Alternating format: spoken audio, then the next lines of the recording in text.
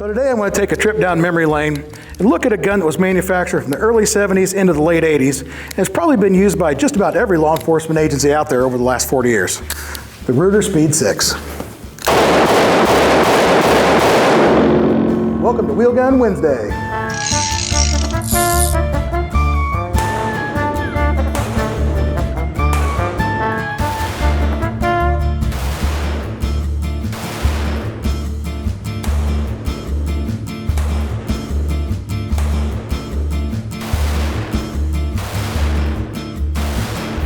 The Security 6 family of double-action revolvers was introduced by Sturm Ruger & Company in 1971 and marketed to law enforcement agencies, the military, and civilian self-defense markets.